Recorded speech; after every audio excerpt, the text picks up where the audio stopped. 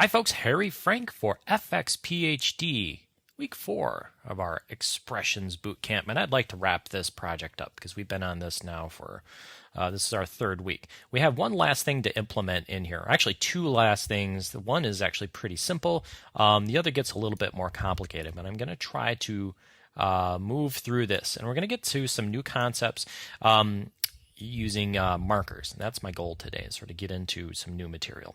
So this is about where we left off last week. One last thing we had to do was to assign some z values here.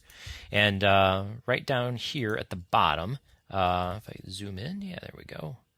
I have x, I have a fixed value for y, and I've not put any z values in here. So let's put our z in there right now, and let's just put a fixed value for z. It doesn't really matter.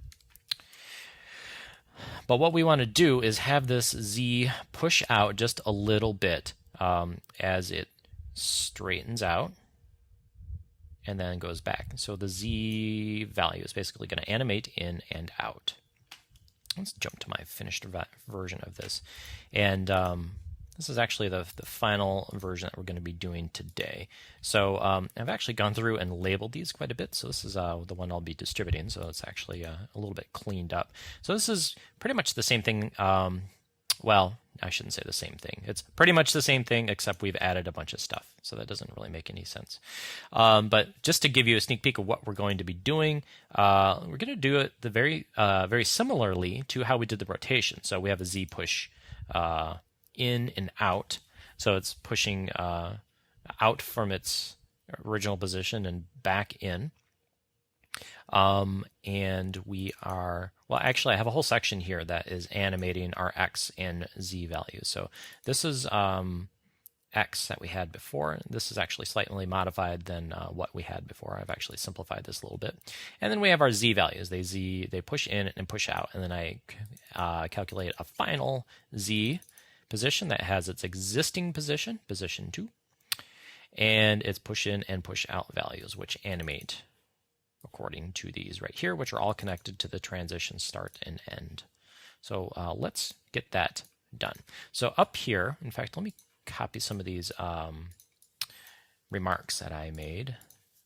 Start to organize our code here. So we're to declare our variables. I do declare that we need some variables in here, and looks like I used y as well. Why not? So we'll actually have some fixed values. I rarely use fixed values, but sometimes things that we just probably won't be changing that much, but maybe will change, possibly. Those I'll put up here at the top. So this z push value is how far it is going to move. So it's negative 500, which means it's moving toward the camera. And then we have all these slider values that we're grabbing, and that's cool.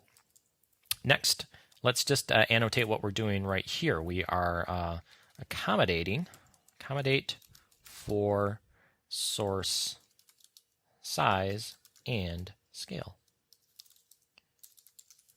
There. And then down here we are animating, or animate x and z values. I'm spelled accommodate. Accommodate. Are there 2 M's in accommodate? Accommodate. I can't even spell accommodate. Accommodate. 2 M's. Accommodate. Yes. Thank you for sticking with me. Accommodate for source size and scale, which we did I think 2 weeks ago. So let's get into animating this z value. So we want to have it move back and forth. So in a similar fashion, we're going to use this this stuff down here. In fact, there's probably not much wrong with just copying and pasting that, because we already did the work, so we don't need to do it again. So instead of using rotate in and out, we'll use z push in and z push out. So it's going to ease at the rate of that global progress that we've got. And oh, looks like I've spelled start position wrong. I've consistently spelled start position wrong. Okay, so these are using that progress variable, which I've not grabbed because we haven't actually needed it so far in this position. We've actually been using following the X slider. So why don't we do that? Let's actually follow the global progress. So that way everything is using the same 0 to 100 value. So now we've got progress here, and we can animate things at the rate of progress. So our Z push slide and all that kind of stuff. So this X was actually using following X slider directly, which I don't really remember why I did that. I probably did it early on, and then we introduced the concept of that 0 to 100 value, and I never really updated it. So we'll come back and we'll fix that. So Z progress. So we got our progress right up here, and transition range. Oh, we don't have our transition range in here either. And actually, I did this transition range and then I did the end just to be sort of a consistent programmer. I should call this trans range start and end. And I should go down here, transition start, transition start, just so it makes a little bit more sense. So I also need these variables in here. So this is starting to get full, and we're filling up our declare variables section here. Okay. Trans range, and I need to set this to trans range start and trans range start. Okay, getting there. Now it's saying there's nothing for Z. Remember I plugged Z in here. Actually, we got our Z push up here, and I haven't calculated what Z actually is. I have this Z right here, and it's saying, what's Z? So Z, our Z axis, is going to be equal to the existing value, because this will allow us to move Z around if we need it something other than 0. So I can just pick whip that, or honestly I can just type position 2 in brackets. I could type position or even value. Either one is going to work. Value is the existing value for the expression, for the parameter that we're adding the expression. So value in a position expression can only be its position. So it doesn't really matter. I'll leave it at value. This will be value 2 plus Z push in minus Z push out. So we want it to go one way, and then we want it to go the other way. So it's going to add the push in, or I could subtract and then add. Really, it doesn't matter. This will probably confuse me later, but just to show you, it doesn't really matter, just as long as we're consistent with our values. So we're going to ease this value at the rate of progress. Progress is moving from 0 to 100. 50 is right in the middle of the screen. So 50 minus that transition range start and minus transition range end, which we define up in our global variables, which are attached to the handle, move from something to something else. So what's that something and something else? We're going to move this from its from a 0 value, an offset of 0. We're not offsetting it at all. And then we're going to move it to its Z push value, which I defined up here. And then to push it back out as it moves out beyond that halfway point, so 50 plus the transition end and start. Basically, we want it a mirror image of where, and so it's going to move in start to end before 50 and then end to start after 50, so that it's a mirror image move. So Z push out, and it's going to move from, let's see, we are adding this. So I think I need to use a negative Z push. Of course, it's a negative. This is where I start to confuse myself. So this is where we test and see how it happens, see what's going on here. So it's going the wrong direction. Easily fixed. There we go. Move in and move out. In and out. In and out. There we go. So I'm trying to keep this as tidy as possible. I know this is starting to get a little garbled, but in fact, maybe we'll put a little space there. So we've got X and Z. Got a little buffer there. So there's our Z values that we're animating. There's our X values that we're animating. And just to be consistent, we'll have X, Y, and Z and our fixed value of Y up here. Why? Just because. Just to be consistent. So we got all of our variables and stuff. We've got a couple fixed variables up here. Our source size and scale accommodation, animate those X and Z values. So the only thing we really need to do now is accommodate for its offset. So each layer needs to offset itself a little bit. And this is where it gets tricky. I'm going to go over to my finished code and show you where that is. So I've got this extra section right here where I am going to remap the progress with a delay for each layer, and we're going to use an index. So just to show you, index. Let's create a solid. Index is something that comes up quite a bit. It isn't just limited to what I'm going to show you right here. Index is found in a number of things. But let's see. Let's just add a slider control. This is just our layer, any given layer. So I'm going to go into the slider control, create an expression for the slider, and I'll type the word index. You'll notice that slider becomes 1. If I duplicate this layer now here is 2, and this layer is 1. I'm going to keep duplicating. You notice that this original layer keeps changing. So this is the first one I created. I keep duplicating it. This layer now has a value of 11. So you can guess that the word index on its own, the word index is simply equal to the number of the layer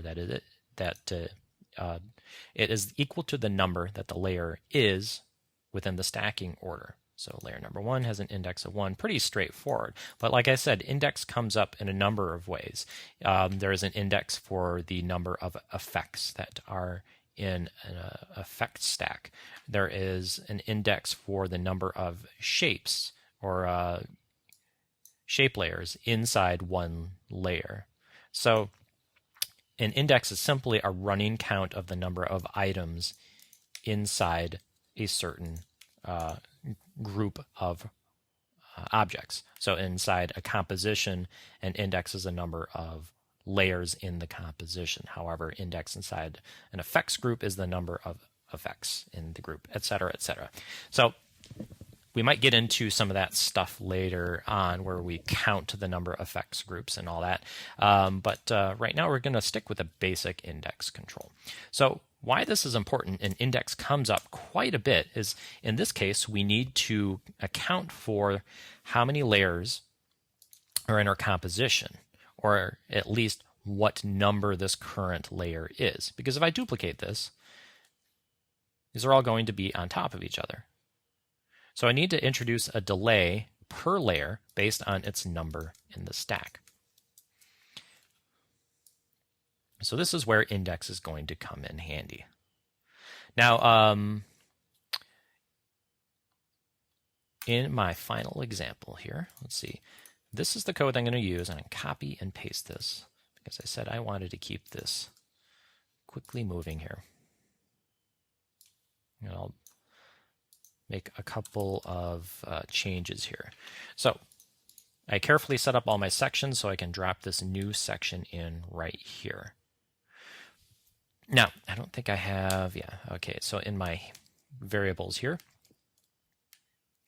let's pull that up.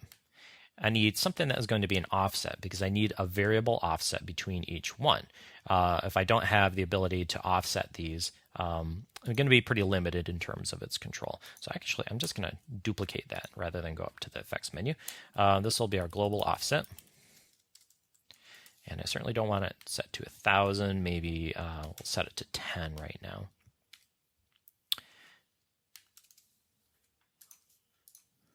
So I'm setting a variable, I. So this is sort of like my index that I'm checking for.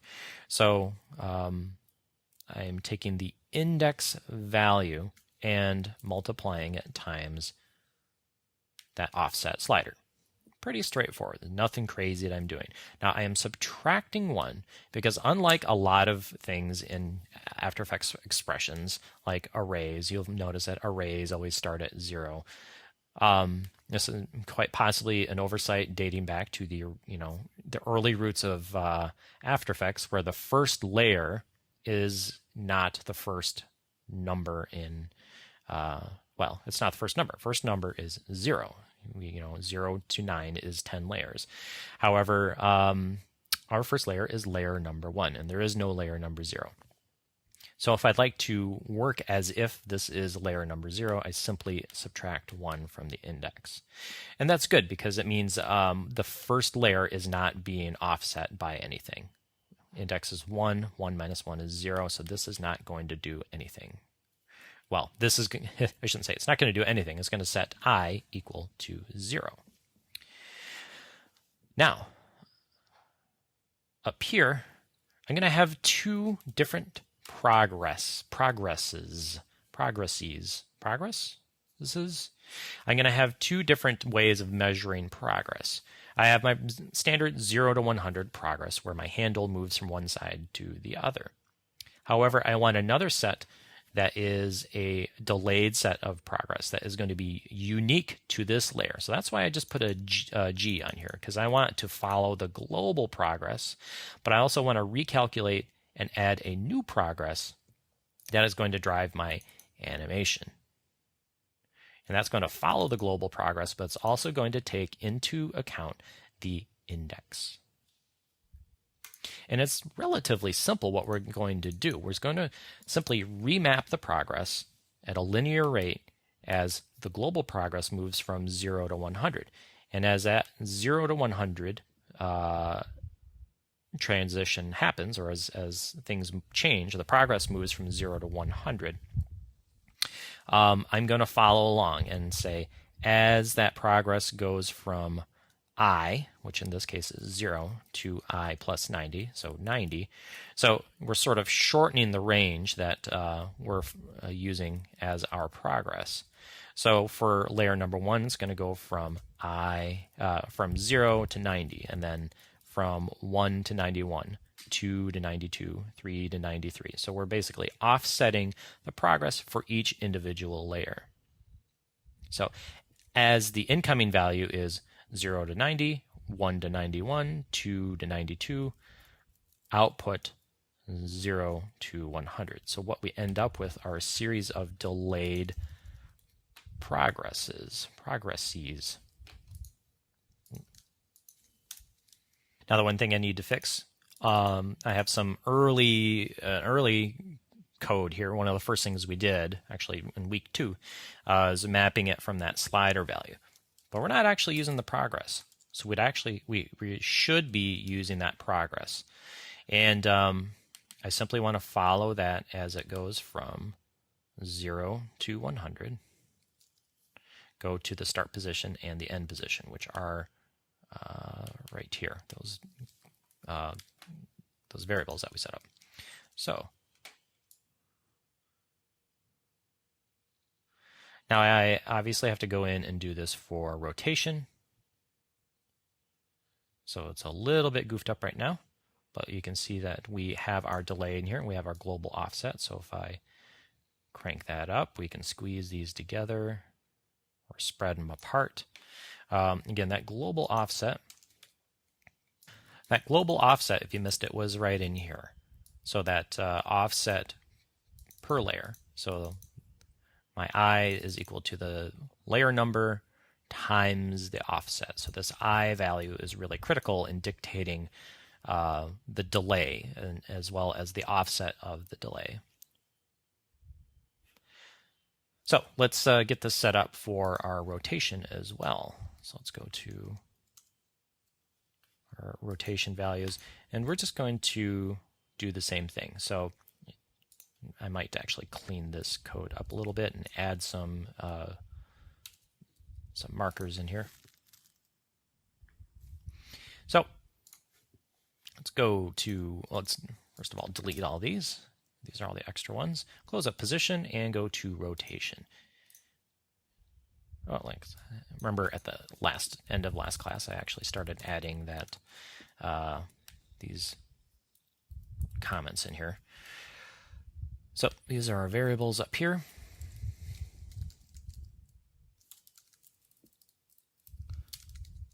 Calculate rotation, and this is really where we output rotation.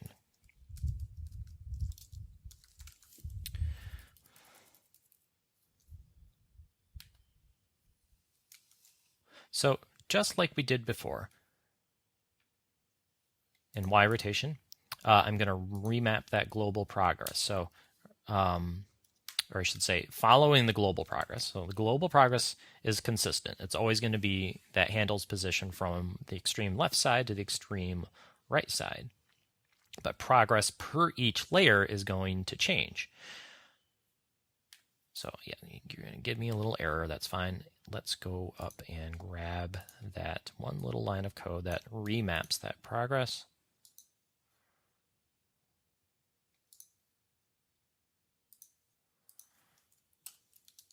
Okay. And now this is going to be moving in sync with the position.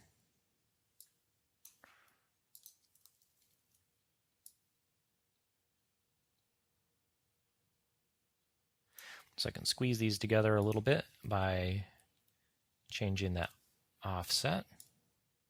If they get too tight, they start to overlap a little bit.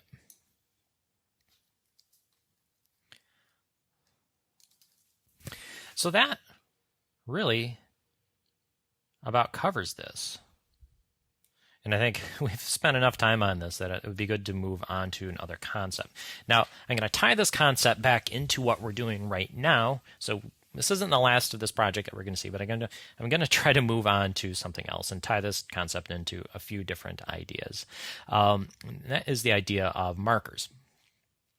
Markers are really handy for expressions because they allow us to define events that we can use in time or even retime, so we can drag the timing of markers around quite easily to cue different things. We can also double click them and add comments. And there's also all kinds of stuff in here like chapters and frame targets and all that kind of stuff that is in here for other purposes like DVD authoring and Flash programming and all that kind of stuff, all that stuff that I don't do and don't care to do. But these markers are accessible by expressions, and they're very, very handy. So I'm going to show you a few different examples. What we'll ultimately do is define an alternate way of animating this. So instead of using the slider, what we can do is program in different marker points and have that specific image layer align with its resting point right here. Now, that gets a little bit complicated, and we'll probably not get to that today because there's a lot to cover about markers and how to use them. And so let's take it a little bit, well, one step at a time here. So let's talk about markers. Now, a great example that I've got that I've used for markers is doing bullet point builds with After Effects text. This is actually some presets I posted a while back, but I don't think I've ever really gone into any explanation as to how they're done. And they're probably, or at least when I originally did them, they were probably programmed a bit inefficiently. So let's just talk about these, and I'm going to go into how to set up marker-driven bullet point animation. And I don't have bullets on here, so I guess if you really want bullets, apples, oranges, bananas, there. Bullet points. I started out in corporate video, so I did a lot of bullet points in my day, to the point where I hated doing it and I wanted a much easier way to do that. And actually also, on top of working in the corporate world, I worked in the news world. And I used to see these operators just smacking a button on this Chiron machine to queue up different bullet points. And I thought, wow, God, I wish I had that. But I have expressions, so I sat down and I tried to figure out a way to do this. Now, there's a little bit of trickery that we have to do in here to animate this. That is not an expression thing, it's just a text animation thing. So let's say I'm going to move, or I'm going to do position animation. So like that.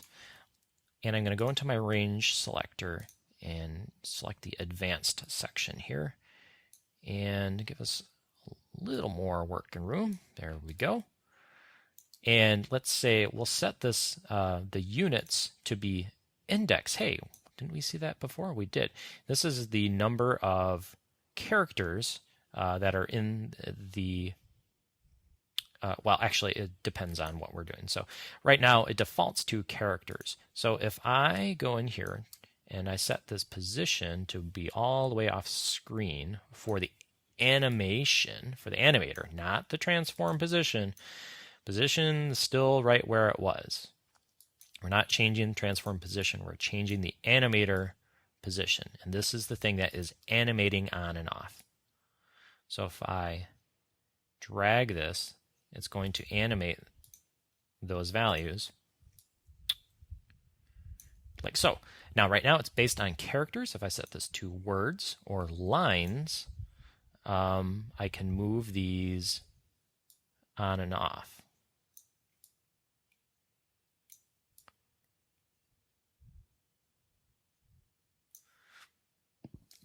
So let's say I set this offset, or I'm sorry, this end to a really high value that we're never going to hit, 999, whatever. But this offset is what we're really interested in. So if I animate this offset from 0 to 1, and then from 1 to 2, and then from 2 to 3, basically we're going to fly each of these in one at a time. Now, I could go through and animate these. That's not particularly user-friendly. I'm not able to smack a key and have this happen. This is what I want to do. Actually, I'm on a laptop right now, so I can't really smack any keys. I'll have to actually add the keys manually, but you'll get the point. So what I want to do is add a marker, and at each marker, have the text fly in at the marker point, and it'll sit there and wait for the next marker, fly that one in, and etc., etc. So what I need is in this offset section right here, I need something that simply increments from one marker to another marker to another marker. Now let's just add these in here. No, I'm sorry. Wait, there is a key that I signed. Okay, Command 8. 1, 2, 3. I should make this just a little bit longer than 5 seconds. 5 seconds is pretty short for 3 bullet points. So let's put this over here, and over here. Okay, so let's talk about how we access markers. So I'm going to be working within this offset right here. So as I change this offset, we'll be changing, we'll be adding bullet points. So first, let's just go through the basic concepts of how to talk to After Effects and have After Effects look at markers, because there's a couple different commands that are easy to confuse when we're dealing with markers. Markers and keyframes are often treated the same way. We can access keyframes within expression programming. So I could say keyframe number 1, keyframe number 2, keyframe number 3. And I can also access marker number 1, marker number 2, and marker number 3. They're accessed very similarly. Now, guess what that number is called? The marker number, the keyframe number. It is called, you're right, it's called the index. Marker number 1 has an index of 1, marker number 2, number 3, etc. Okay, so let me add an expression here, and I'm going to type key. Key is going to address keyframes in the current parameter that I have the expression. Now I can look at specific keyframes by using the index of the keyframe. So let's say key 1 in parentheses, I can look at its time.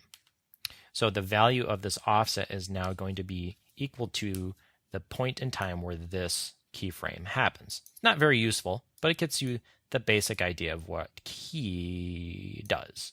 Now, why do I use that first? Because I thought we were talking about markers. Well, markers are addressed very, very similarly to how keyframes are addressed. In fact, anytime we would use key, we simply add in front of it marker dot key. So instead of the keyframe, it's going to look at the marker. So that's why I started with the keyframes. We're not really doing keyframes right now. We're doing markers. So I could say marker.key.time. I can do marker.num keys. This will give us the number of keys that are on this current layer. These are also, these are properties. So you can see in here, num keys, key index, key marker name. So I can hunt for a specific marker. Or I can use the nearest key. And this is what we're going to be focusing on right now, because this gets a little tricky. So let's say I want to just linearly build, 1, 2, 3, 4. That shouldn't be too hard. I'm looking at the index of each of these. So at one point, I've got, there's no marker, then the first marker, second marker, third marker, and fourth marker. Now, this doesn't sound like it would be very complicated, but it actually gets a little bit tricky. Now, we do have something that allows us to focus on the nearest key. So let me show you that one first. Okay, so we've got our marker.num keys. That was the number of keys, but that's always going to be 4, unless I add another one. But that's basically a fixed value. So what I want to do is look at the value of the nearest key. So instead of using marker.num keys, I would say marker.nearest key.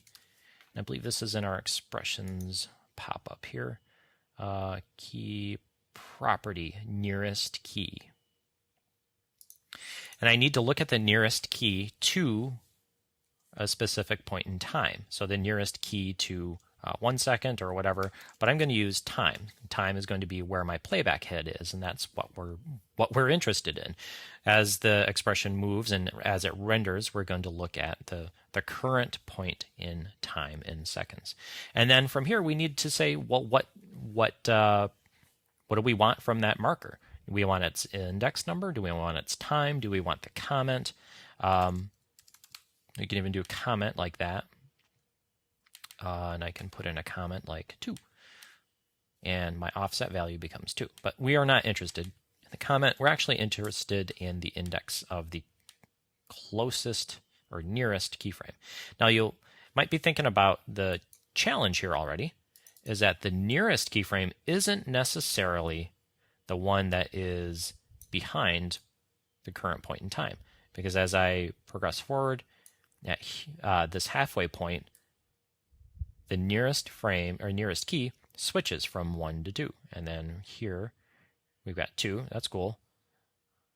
But then this switches from 3. So if I want these marker points to define specific moments in time, I need to do a little trickery, because I've got things changing at the halfway point between the markers and not actually at the marker points themselves. So the first thing I really need to do is get that current index value, but only find the marker that is behind my current playback time. So in other words, I want this value to stay 1 all the way up until when I hit this marker, and then that will be 2, and then that will be 3. And then we'll actually start driving this offset with these markers.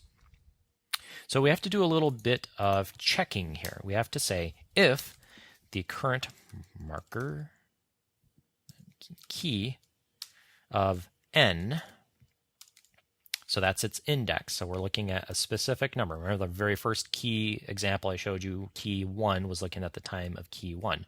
So key n is looking at, n equals that. Sorry, I skipped a step there. So I'm assigning a variable n equal to the nearest key index.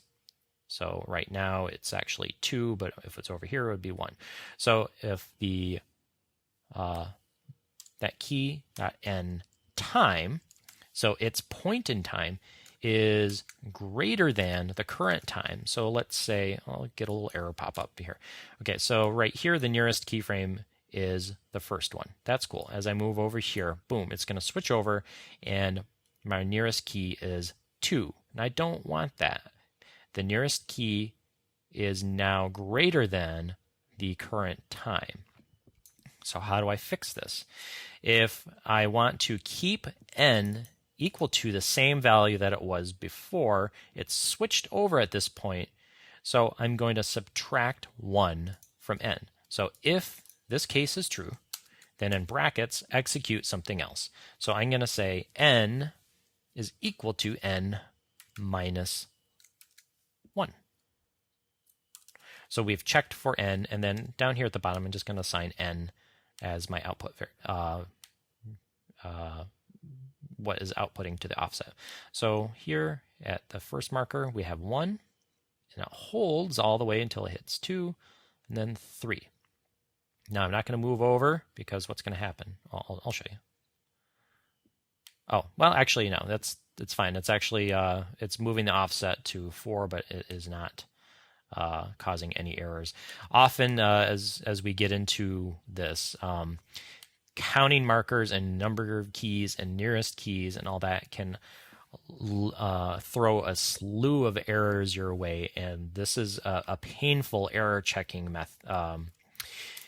The one of the downsides of using keys and markers and all that is accounting for all the different possibilities. Are there 0 keys? If I get rid of all these, if I save this as a preset and I throw the preset on here before there are any markers, if there are 0 markers right now, let's delete these, we should get an error. If there are too many markers or not enough, or we have moved beyond the last one and this is referring to a value that is not available in the expression, that's also going to throw up an error. So there's a lot of different things that we can run into in terms of problems with these. Let me show you a little simplification here. It's just a JavaScript thing. Well, anytime we use n equals, or any variable equals itself minus 1 or plus 1, we can simply use minus minus, and that will subtract 1 from n. So we still have the same thing. I throw this n down here because we only account for a case right here. So we said n is equal to that. If this case is true, subtract 1, but we don't always want that. I could put else or whatever, but I'm just going to throw n right there. So either it is the nearest key or it is the nearest key minus 1. Those are the two things we want to have happen. Pretty cool. So from here, we want to be able to animate. So I need to define a certain point in time at which I'd like to start animating before the marker. So that's probably something we want variable. So let's throw up a little variable at the beginning. So this will be, I'll use f. So this will be, I'll make this 30. And this is going to be the number of frames in the duration. Duration of transition in frames.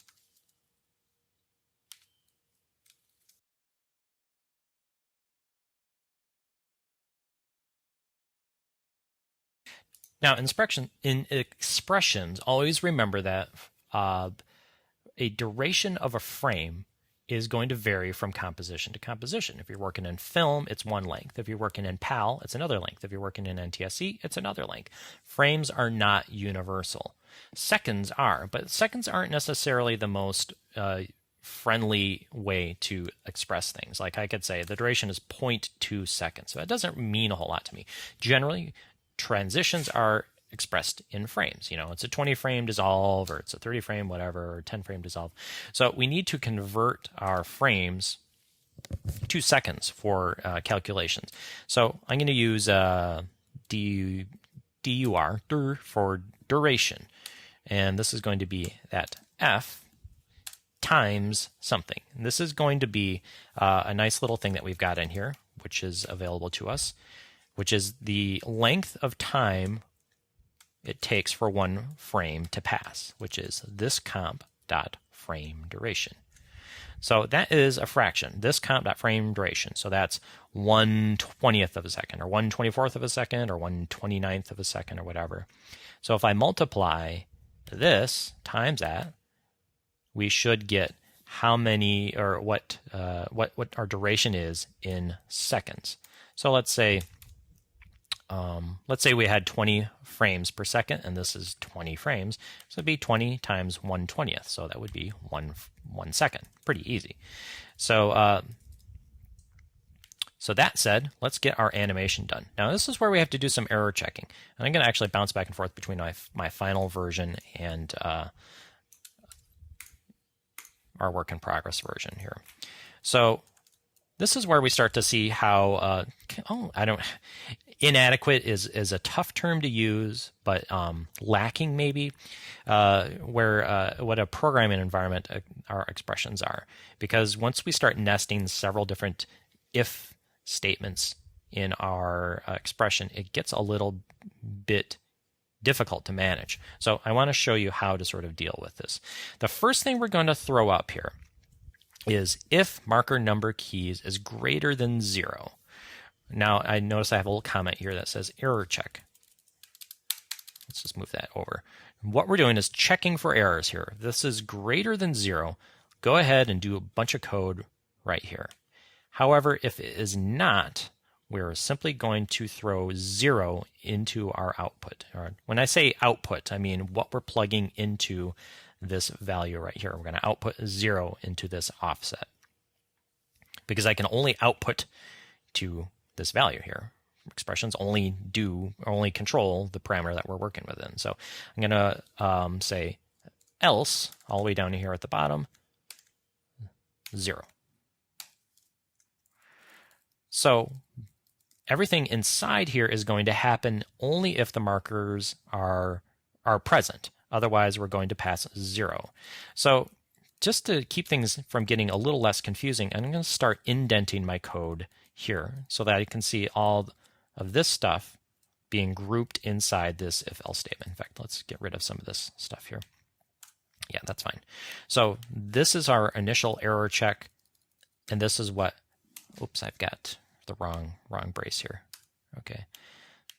So this stuff happens inside the braces from here to here. And if that is not true, if the number of keys is essentially less than, or is not 0, or if it is less than or equal to 0. Well, no, it's not less than or equal. If it's not 0, we're going to pass 0 into the value. So that's our first error check. So from here, I'm going to find the nearest key time index, which is exactly what I have in here. So search for that nearest key.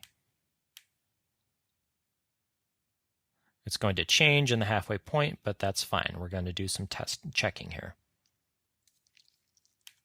Okay, so to keep this moving along, let's just paste this line. So just like we did before, I'm going to use a sort of a different way of doing it. So we'll use less than, and then we'll increment it by 1. So if the marker key that we've found to be the nearest one, if its time is less than the current time increment 1. So at this point, let's say right here, the nearest one is behind it. So let's increment 1. So in this case, what we're going to do is always find the marker that is after our playback point.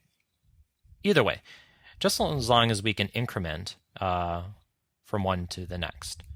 So this first marker right here is going to be 1, and this will be 2 and 3, etc., etc. Okay, let's jump to my final here. Now we need to do another error check. And I'll grab these 2 lines right here and explain exactly what's going on here. Let's give a little bit more room for our expression.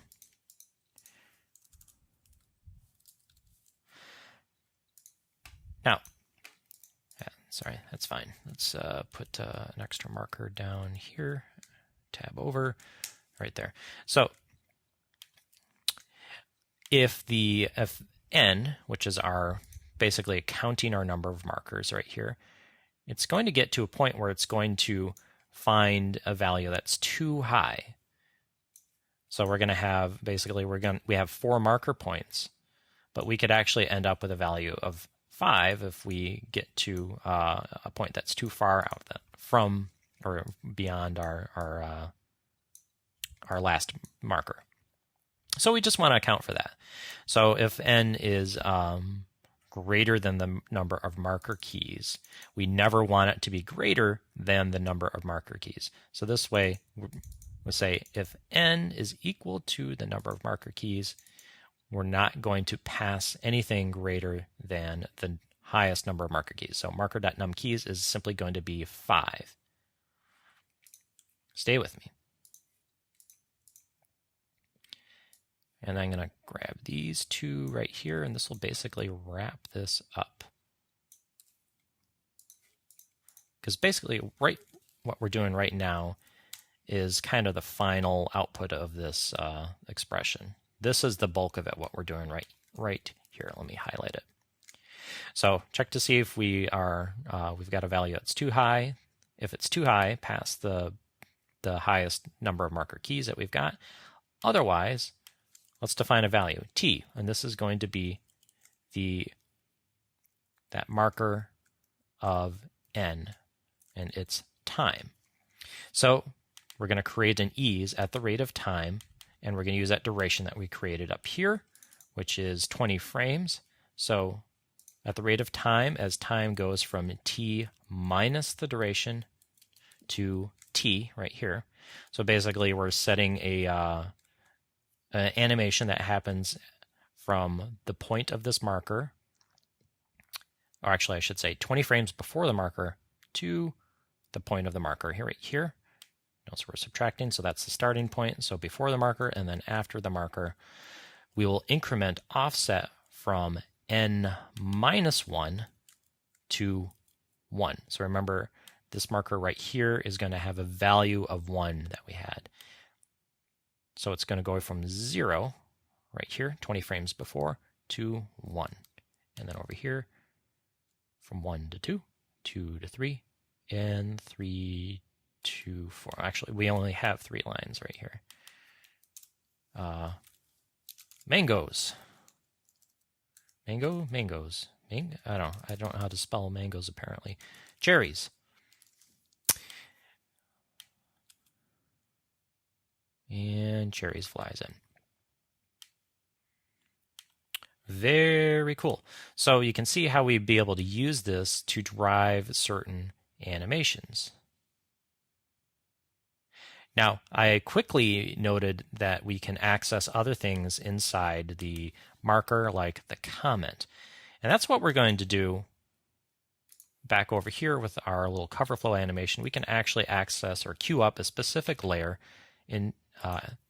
based on the comment inside here. That won't be the whole class, so we'll actually move on into randomness and